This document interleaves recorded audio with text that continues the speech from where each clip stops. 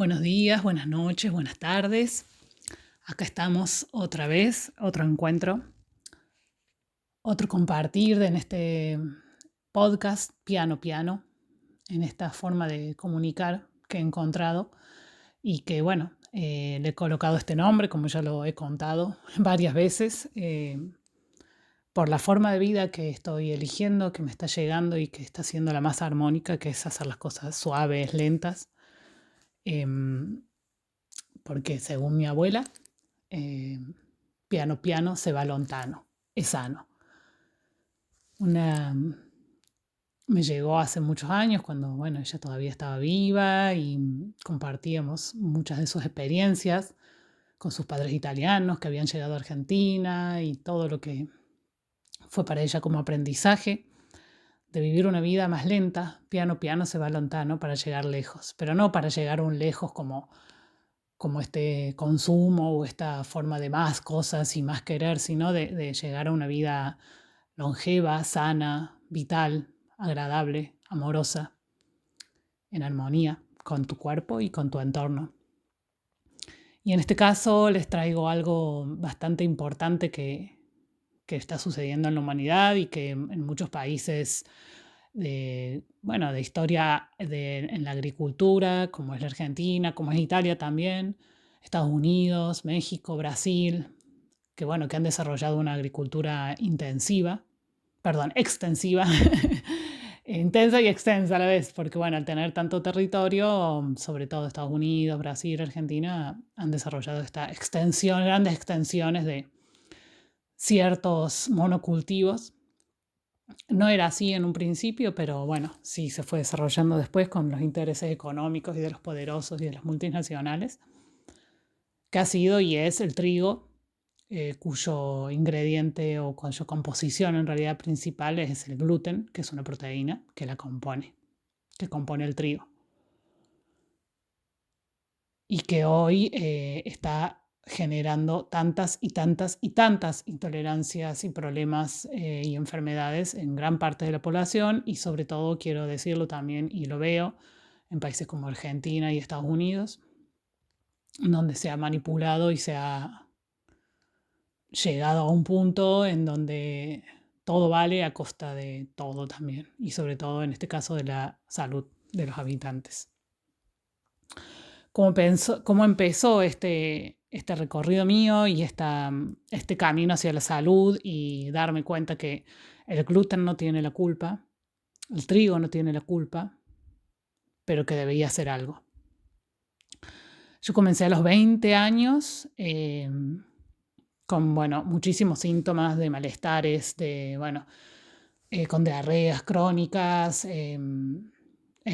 pruritos, eczemas. Bueno, fueron muchos años de mucho malestar, de tener episodios. Primero fueron episodios una vez cada 6 meses, 4 meses, en donde pasaba una semana yéndome por el baño y súper mal, descompuesta. Bueno, bajaba un montón de kilos, me súper deshidrataba.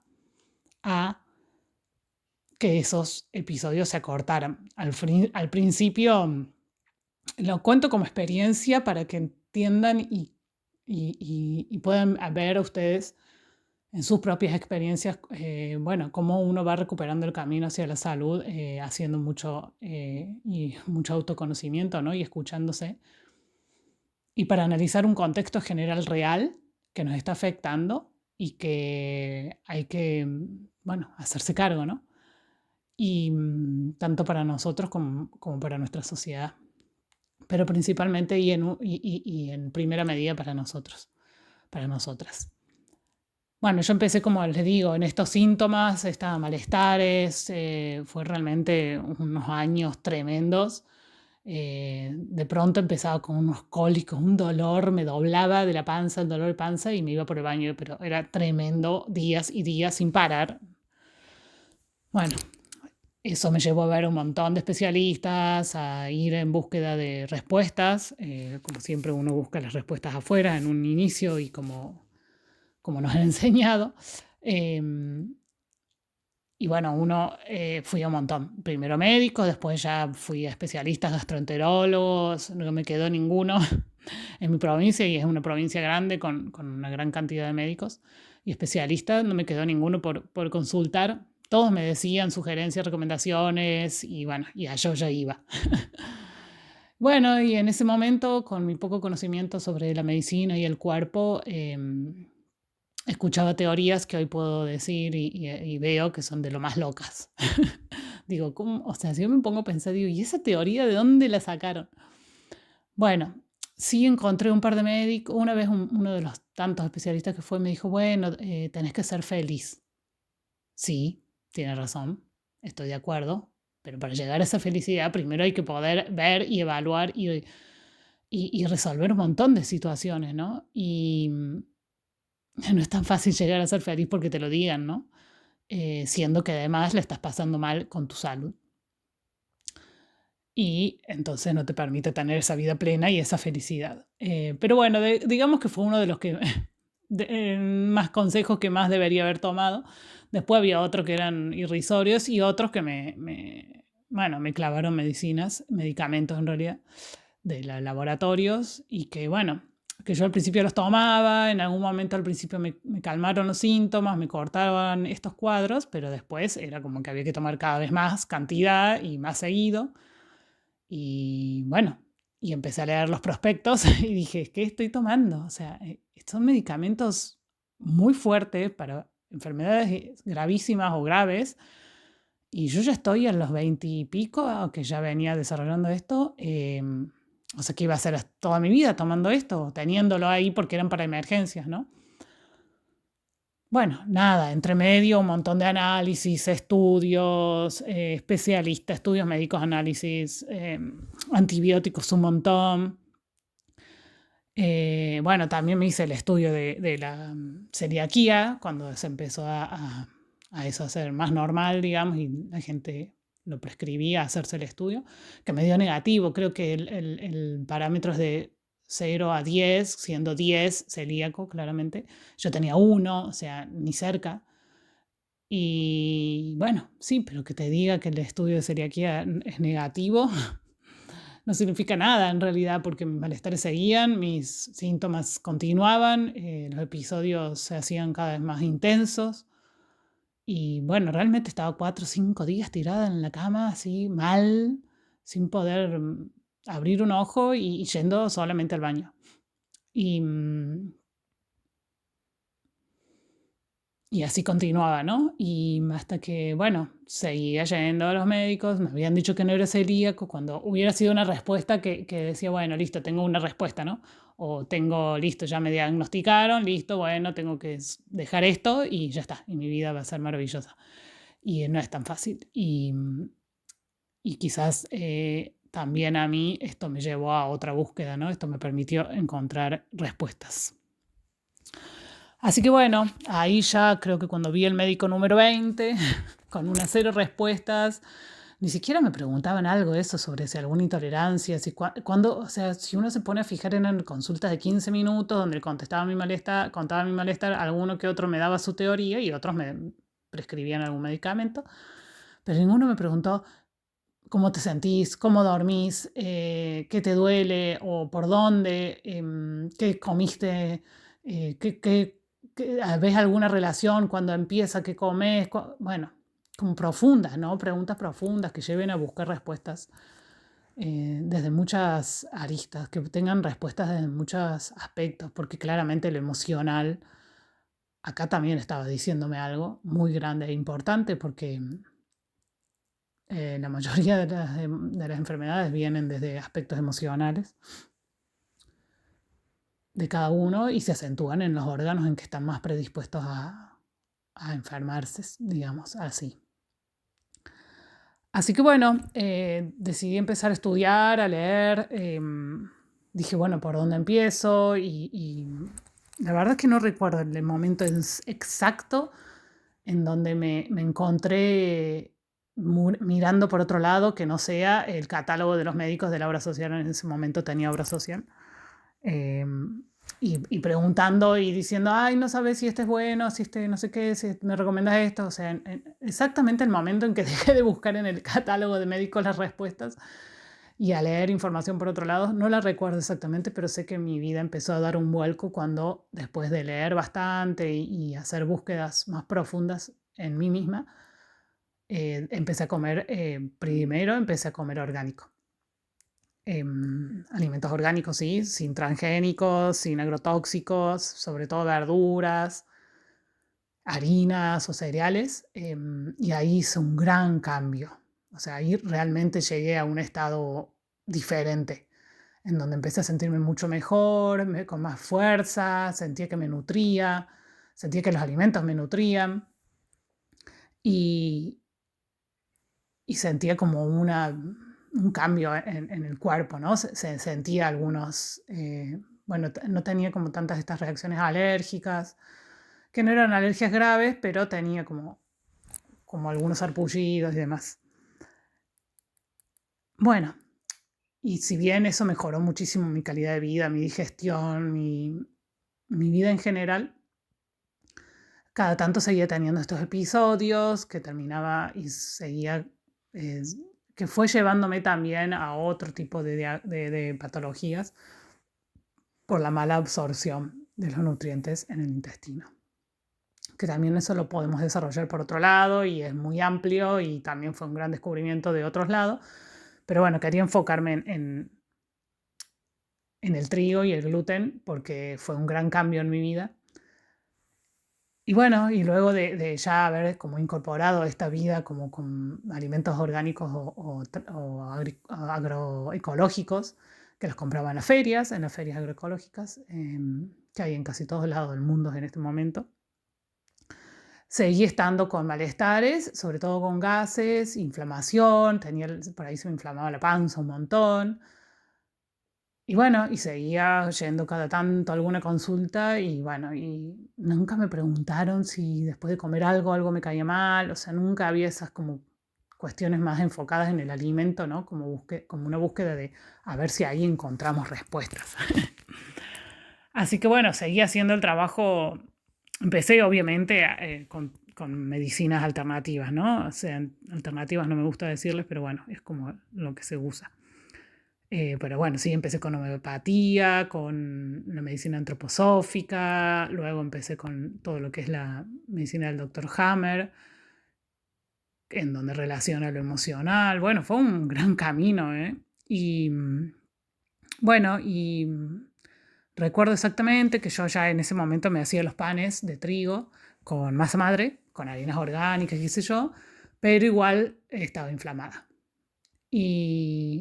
Y bueno, y un día que estuve todo el día con la panza, pero hecho un globazo, había desayunado con unos panes que me hacía yo, que compraba con harina, sabía quién era el productor, orgánico, bla, con masa madre, o sea que bueno, ahí habíamos eliminado un montón de estos antinutrientes y qué sé yo, hacer reconsciente porque había cocinado un montón, empecé ahí a desarrollar un montón de recetas nuevas, súper lindas, ricas, saludables, variadas, bueno, para no creer que es aburrido o no se puede comer sin gluten.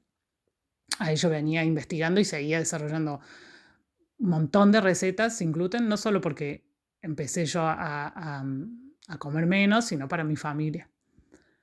Pero bueno, un día que me acuerdo que fue que comí una tostada a la mañana con gluten, el otro día, todo ese día estaba como una inflamación y bueno, y al otro día dije, listo, dejo el gluten por un tiempo y vemos. O sea, total no pierdo nada.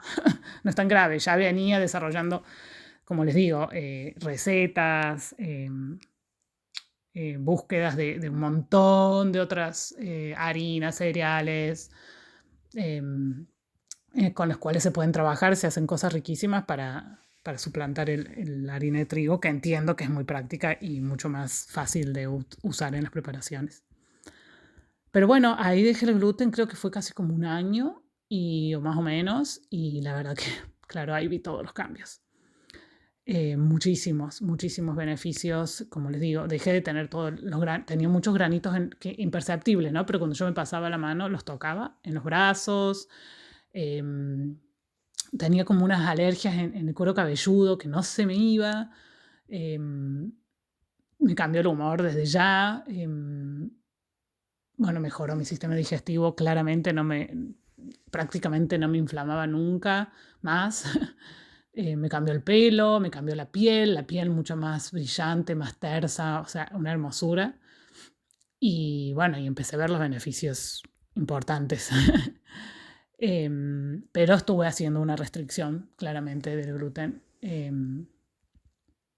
Por motus propio, ¿no? Y por búsqueda propia, que como hice un montón de otros protocolos para ver qué se sentía, fui vegetariana, fui vegana, hice un montón de protocolos, hice ayunos, o sea, y siempre estoy probando protocolos o propuestas para, bueno, también compartirlas y en mi qué hacer, en muchos talleres o consultas que tengo, cuando me preguntan, si bien no es lo mismo lo que yo experimento que lo que experimenta una persona, sí puedo saber cómo son las transformaciones, por lo menos en mi cuerpo.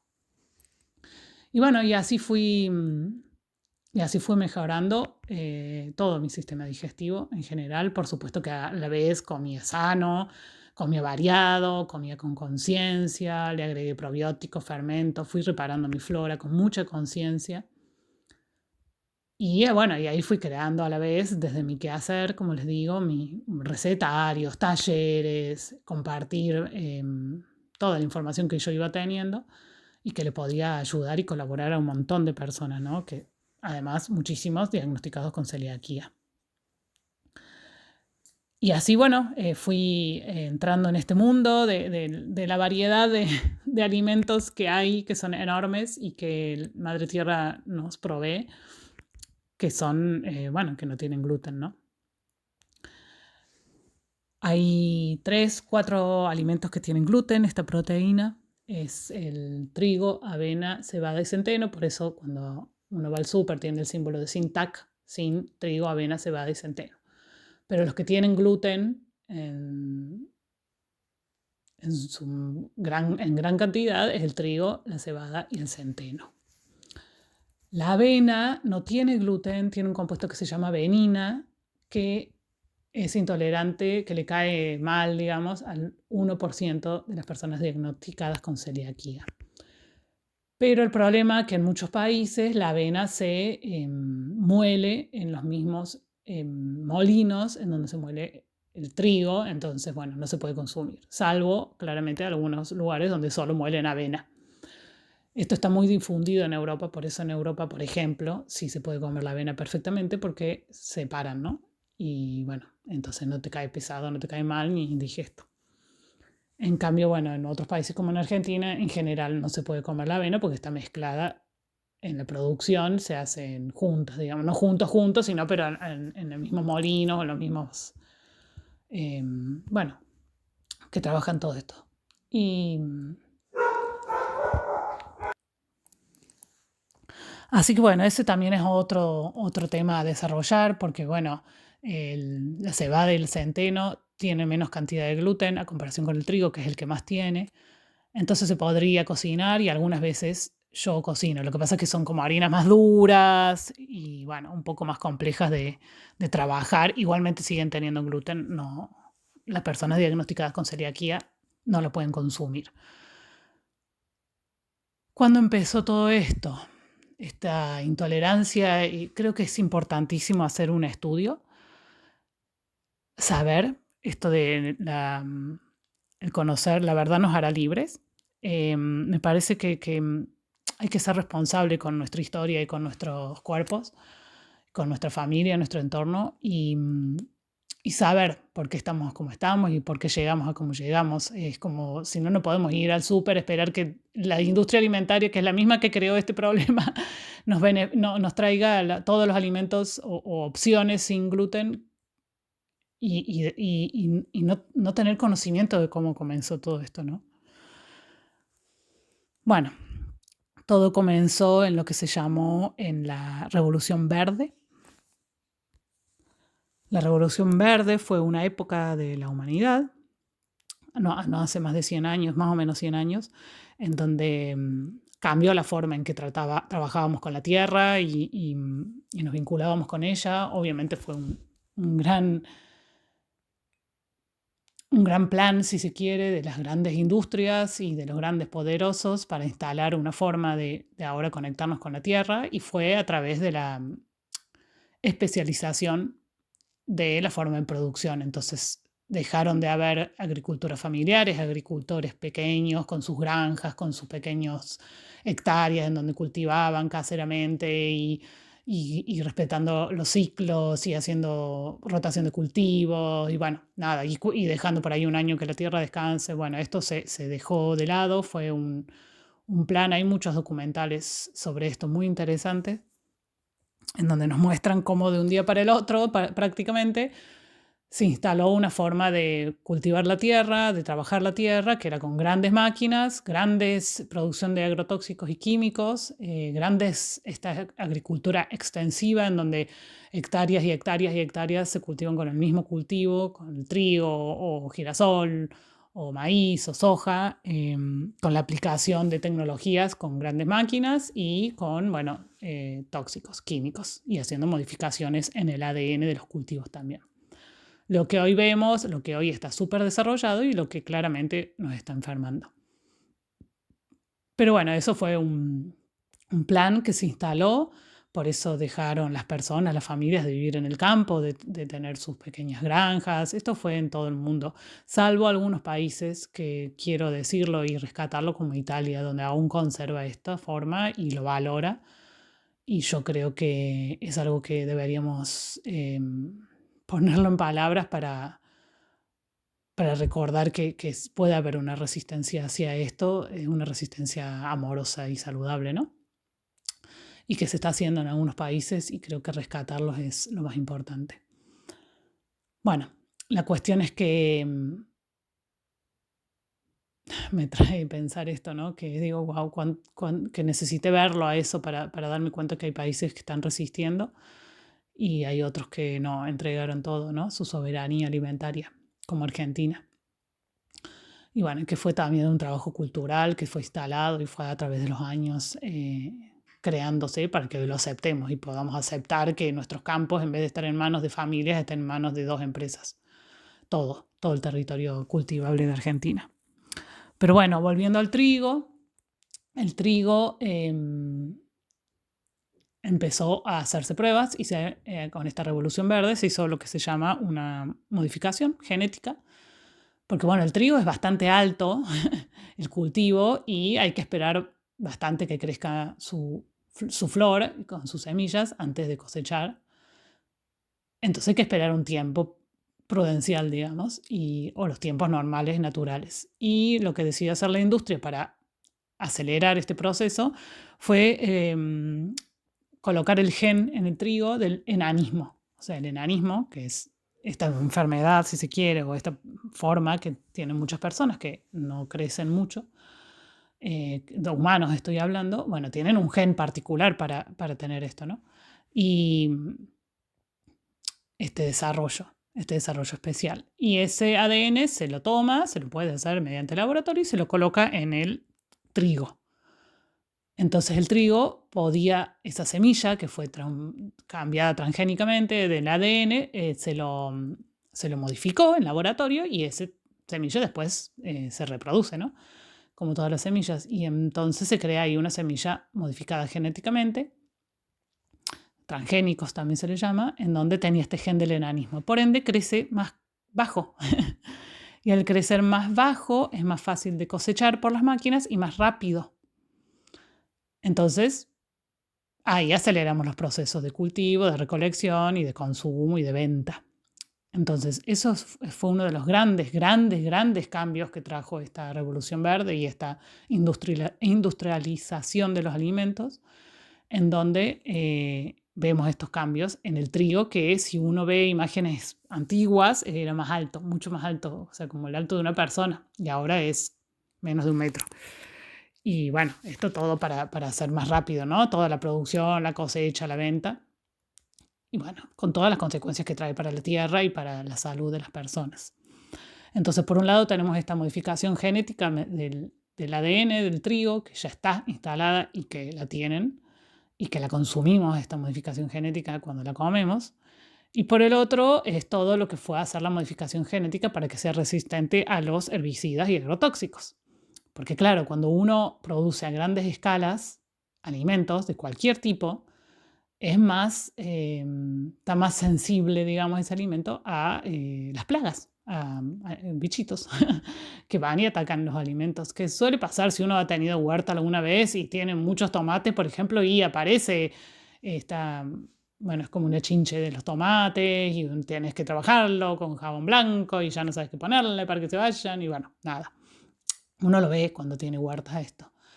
Imagínense en grandes hectáreas y hectáreas y hectáreas cuando viene una plaga, ataca todo y es muy difícil de controlar, porque bueno, eso no es la forma en que la naturaleza se controla a sí misma, sino que es impuesta, ¿no?, por el humano.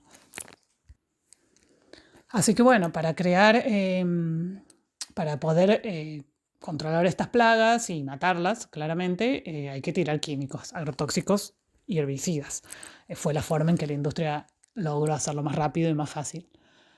Pero para esto, también cuando uno ataca con venenos a un bichito, también mata al cultivo, porque son seres vivos. Entonces, lo que hacen es modificarlo genéticamente al trigo y así a otro montón de variedades de alimentos para que sean resistentes a esos herbicidas y esos agrotóxicos. O sea, es toda una cadena tremenda de manipulación de la vida que queremos hacer los humanos solo por por crecimiento económico, por no respetar los ciclos naturales de la tierra y de su forma de alimentarnos, que siempre ha sido perfecta y divina. Así que bueno, ¿y por qué el gluten? ¿Y por qué el trigo? Porque el trigo no solo tiene esta forma fácil de cosechar y ahora bueno, han logrado a través de todas estas modificaciones y controles de las plagas y demás, porque el gluten en sí misma tiene una propiedad aglutinante muy importante que claramente la vemos cuando uno come pan o pastas que desarrolla esta gluten, como se dice, que es el propia misma gluten lo es, que tiene una malla que se estira, es como si fuera un elástico que cuando uno arma los panes, vieron como que se empieza a juntar y permite que se armen estas preparaciones divinas y que nos hacen unos panes esponjosos y que se abren, bueno, un amor. Pero bueno, el problema fue que esta capacidad aglutinante lo empezaron a colocar en todos los alimentos. En cualquier tipo de lácteos, en las carnes, lo pueden ver en un montón de alimentos que no necesitarían trigo para nada. Y sin embargo están en los ingredientes. Por eso pueden haber, por ahí, cuando compran cosas en el súper, que dicen contiene gluten. Y dicen, pero esto es un yogur, ¿por qué va a contener gluten? Bueno, porque le permite esta capacidad de ser como más untuosa, bueno, más rica al final. O para nuestro paladar anestesiado que tenemos en estos momentos. Entonces, bueno, sí, hubo un exceso y un exceso importante de colocación del gluten en todos los alimentos, sobre todo, obviamente, industrializados. Entonces, claro, íbamos comiendo gluten no solamente en el pan o en la pasta o en las masas de lo que sea, sino que encima lo incorporábamos en las carnes, en los lácteos, en un montón de alimentos que vos decís, pero ¿por qué tendría gluten? Y porque a la industria le conviene. Y porque es más redituable y más rendidor que colocar o hacer un yogur con nódulos o de kéfir o un montón de otras preparaciones que llevan más tiempo, son más costosas y por supuesto se vencen más rápido. Entonces la rotación sería mucho más acelerada en los negocios y eso no le conviene a la industria que necesita que todo dure más. Entonces, bueno, estamos y llegamos a esto en donde vemos esta hiperproducción y utilización del gluten en todos lados. Y traer también y contarles que hay un montón de variedades de trigo. O sea, no es solamente el trigo, que es una sola variedad, que es el que se modificó genéticamente con el ADN del enanismo y con resistencias a los agrotóxicos.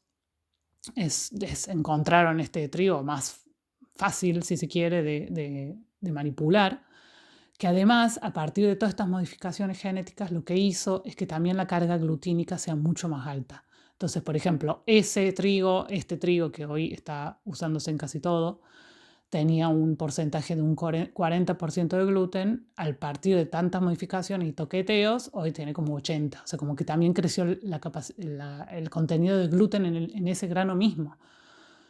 Entonces, bueno, un desastre a lo que llegó, digamos, la industria. Siendo que también, y quiero acá contarles y comentarles que hay un montón de otros tipos de gluten, de trigo, perdón, con muchísima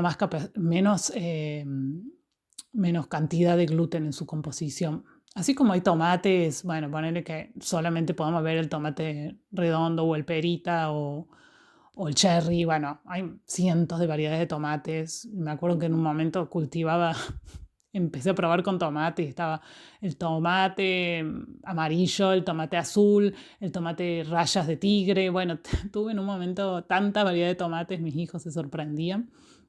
Porque bueno, hay variedad de cada alimento, hay un montón de variedad y cada uno tiene diferentes propiedades y vitaminas y minerales y principios y demás. Bueno, con el trigo igual. También tenemos el trigo camut, el farro, el espelta, muchísimos más. Me acuerdo en un momento uno que me había presentado un amigo que también estaba investigando granos antiguos que se le llaman, flores de primavera. Ay, no, eran unos nombres hermosos. Pero bueno, así como conocido también está el camut, el farro, el espelta. Tienen mucha menos carga glutínica. Algunos se pueden conseguir en Argentina, el espelta seguro, el camut también. Hay que andar para encontrarlo, pero bueno, se consiguen. Son hermosos trigos, son hermosas variedades, tienen otros aromas. eh, y bueno, y es un placer para mí poder descubrirlos. Cuando estuve en Italia vi que no, ellos tienen muchísimo más como, primero que ellos buscan esta conservación de la biodiversidad, muchísimos granjeros, digamos, y bueno, ellos tienen como más de 80 variedades de trigo, ahora no recuerdo los nombres, de hecho no me voy a recordarlos, pero más de 80 variedades de trigo es un montón. Y es muy importante la conservación, porque si no desaparecen, así como se han extinguido animales, razas, especies de animales, también se extinguen alimentos. De hecho, se han extinguido un montón de variedades de alimentos porque se han dejado de cultivar o porque no les hemos dejado lugar a donde crecían por desmontar para poder plantar más los monocultivos, como el maíz, el trigo, la soja, el girasol. Entonces, bueno, este recordar y traer estos granos antiguos a nuestra vida, porque si los consumimos, si vamos y los compramos, vamos a incentivar a que un agricultor desee cultivarlos, porque va a haber alguien que los compra, ¿no? Entonces, también acá les traigo por eso este comentario de que es nuestra responsabilidad hacer que esto cambie. No solo por nuestra salud, nuestra familia, nuestro entorno, sino por la de la tierra y, los agricultores que viven de esto y que aman su trabajo y que muchas veces tienen que dejarlo porque no hay lugar para ellos. Entonces, los invito a eso, a buscar otras variedades, aquellos que por ahí todavía pueden comer algo de trigo o están recuperando, como yo, esta capacidad. Porque gracias a todo esto que les he comentado, este camino que he hecho y que es mucho más amplio claramente, pero bueno, he querido tratar de compartirlo para traerles también acá una luz de esperanza de que si es intolerancia al gluten o celíaca se puede recuperar el comer, por lo menos en mi caso lo es. Así que bueno, yo cada tanto me como unas rodajas de pan de masa madre, muy feliz, lo disfruto, he podido volver a comer por ahí, me junto y alguien hace una pizza o alguna pasta no tanto, es una vez cada muy tanto, pero bueno, sí puedo. Voy a algún lado y en Italia, no sé, es muy común la piadina y la pude consumir. Allá realmente el trigo es otra cosa, no me cae mal, no me hace nada, no me genera, o sea, es perfecto como lo dijeron, no me genera estuve yendo y viajando, yendo y volviendo a Italia en un tiempo Y cuando vuelvo a Argentina me empiezan a crecer de nuevo toda esta, como un sarpullido en el cuero cabelludo. Y bueno, creo que tiene que ver mucho con la contaminación de los alimentos en general, y cuando voy a Italia se me va. Y me apena un montón esto, realmente es una realidad que me apena porque digo, claro, yo debería vivir en Italia solo por mi estado de salud. O sea, más allá de que prefiero vivir por ahí en otro lado o desee estar acá o allá, o sea, mi salud, quizás mi estado de salud, es mucho más armónico es viviendo en un país como Italia, donde primero que en la mayoría de los países de Europa está prohibido el transgénico, los permisos que se dan es con súper cuidado y tienen que poner en las etiquetas que es súper transgénico, toda una historia. Entonces, bueno, la gente está muy atenta a no consumirlo. A diferencia, bueno, de en Argentina, que esto no quiero que suene a comparación, que es mejor, que es peor, es una realidad. Y se las comparto porque lo he vivido y porque mi cuerpo lo siente y porque necesito analizarlo desde mi quehacer.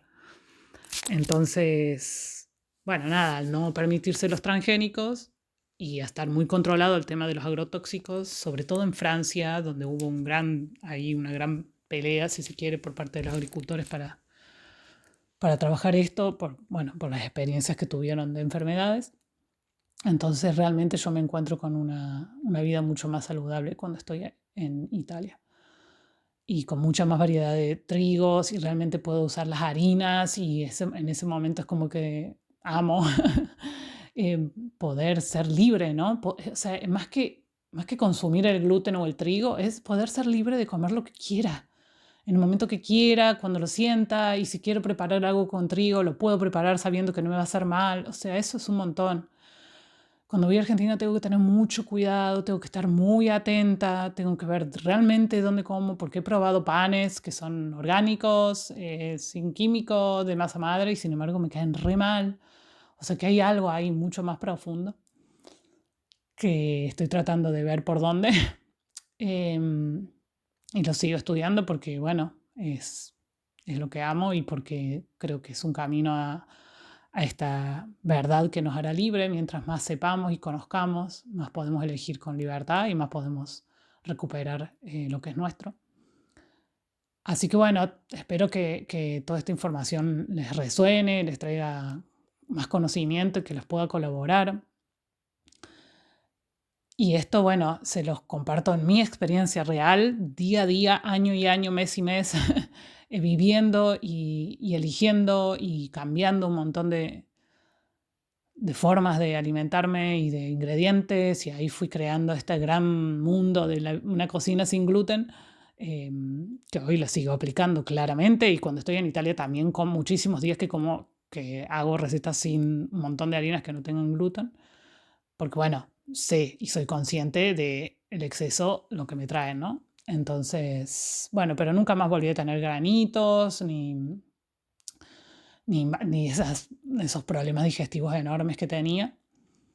Sigo cuidándome, claramente, sigo comiendo probióticos, fermentos, eso ya lo incorporé a mi vida, así como harinas alternativas, cereales alternativos. Es hermoso, tienen un montón de variedades de sabores, de nutrientes. Creo que eso es un camino muy sano al que llegué luego de toda esta búsqueda y todo este conocerme y sanar. Así que bueno, hay muchísimos temas más para hablar sobre esto, es muy amplio, seguimos en la búsqueda. No estoy diciéndole que se vayan a vivir a Italia para recuperar, pero si pudieran hacerlo les diría que prueben vivir 6 meses y que después charlamos sobre los resultados en su cuerpo. Y si no, perfectamente quedándose como yo hice en Argentina, que además no me planteaba ir a Italia, y tampoco cuando llegué pensé que iba a ser tan saludable. Tenía muchos prejuicios sobre eso, la cocina italiana y todavía lo que queda de conciencia sobre el alimento y el trabajo en el campo. Y bueno, pero mi camino de sanación lo logré, ¿no? En la misma Argentina, dejando el gluten, bueno, y haciendo un montón de trabajo interno y personal, y de cocinar y buscar más ingredientes que reemplacen y de esta forma, y para que no queden tan... Porque entiendo que al principio te salen unas preparaciones horribles, duras, pegajosas, bueno, de todo tipo, que bueno, lleva su tiempo hasta que uno se acomoda a todo lo que es los alimentos sin gluten, pero se puede perfecto. Mi familia está reacostumbrada, que si bien ellos comen, han tenido una época en donde me acompañaban y comían lo que yo les planteaba y estaban bien contentos porque llegué a poder armonizar las preparaciones también para que sean ricas, ¿no? Y tengamos deseos de comerlas. Así que, así que bueno, los invito a probar, a abrirse, a conocer, a estudiar. Hay muchos documentales también que hablan sobre este tema, están en YouTube, pueden acceder a ellos, la responsabilidad es nuestra, ¿no? Y bueno, y probar otros granos de trigo también, si todavía no les han sido, si han sido diagnosticados con celiaquía, bueno, es un camino importante de recuperación de la flora intestinal, que no va a ser comiendo todos los alimentos sin TAC que nos propone el supermercado. Claramente no va a ser una forma de recuperar, ¿no?, la flora intestinal, que no solo nos beneficia para dejar de tener las síntomas que nos genera el trigo, sino también para un montón de otras funciones, la mayoría de las funciones y de la vitalidad que nos genera el alimento al ingresar y ser tomado por la flora intestinal y distribuido con sus nutrientes hacia todas las funciones que el cuerpo necesita. Entonces, bueno, pero eso sería para otro capítulo, sería como un segundo capítulo de este tema, o segundo, tercero, cuarto, porque es súper amplio, es súper grande y bueno, esto de que el trigo, el gluten no tiene la culpa. Y porque realmente es un alimento más, es una propiedad más, es parte de un cultivo, es parte de uno, de un cultivo. En este caso el trigo, como las solanáceas tienen tal cosa, las solanáceas, que es otro tipo de cultivo, tienen tales cosas que por eso también se recomienda no consumir tanto. Y bueno, y así, digamos, no tiene la culpa. Tampoco creo en las culpas, pero bueno, para poner algún nombre, ¿no? Sino es lo que hacemos nosotros con ello y cómo modificamos eso y cómo hemos cambiado la estructura de un alimento para beneficio de unos pocos que hoy nos traen tantos problemas a nuestra salud. Entonces no tiene la culpa el gluten, no tiene la culpa el trigo. Seamos responsables de lo que nosotros generamos con eso, ya sea porque no hicimos nada, o porque fuimos parte de eso, o porque dejamos de hacer, o porque no nos cuestionamos, o porque no quisimos hacer consciente y ver que estaban y están haciendo esto con nuestros territorios, con nuestra tierra, con el planeta, con nuestros alimentos. Entonces, el trigo, el gluten es uno de los tantos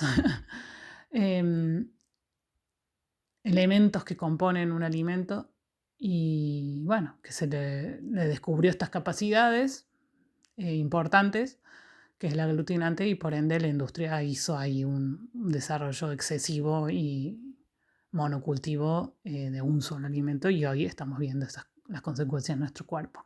Entonces, bueno, los invito a eso, ¿no? A leer, investigar, estudiar y seguir cuestionándose por dónde. O sea, la salud es nuestra responsabilidad. Nadie de afuera nos la va a venir a dar. Sí podemos tener personas que nos colaboran, nos acompañen, pero nadie nos va a venir y nos va a dar o la solución mágica, o la respuesta, o la pastilla mágica, o decir, este es el camino que tenés que hacer para estar bien. No, eso es nuestra responsabilidad y es una búsqueda. Y lleva tiempo, y lleva paciencia, y proceso, y aceptación, y a veces hacer algunos mini, pequeños sacrificios para poder sentirse bien y saber a dónde nos lleva esas pequeñas modificaciones en nuestra dieta, porque lo tenemos que experimentar. Es la única forma, en esta dimensión en donde tenemos un cuerpo físico. En otros planos de conciencia no hará falta, pero ahora sí estamos en esta. Así que bueno, como todo, como siempre, un placer. Mucho más para hablar sobre esto. Me quedaron un montón de temas en el tintero relacionados que que claramente he desarrollado durante 20 años de mi búsqueda personal. Así que los invito y las invito a preguntarme por aquí, por las redes, por donde sientan, quieran y les resuene más información sobre esto, donde yo les pueda colaborar con como de algunas partes de mi camino, que a ustedes les pueda servir en su búsqueda. Estoy a su disposición, para eso siento que he venido en gran parte, para compartirles toda esta sabiduría y este conocimiento que he incorporado a través de mi experiencia e invitarlos a liberarse de berseres, de seguir patrones y formas que nos impusieron y buscar la sanación a través de su búsqueda personal. Así que, bueno, con mucho placer y amor, los invito a seguir escuchando mis podcasts, mis redes y toda esta información que para mí ha sido y es muy valiosa y que ha cambiado mi vida. Así que hasta el próximo Piano Piano. Que si se va lontano, se va sano.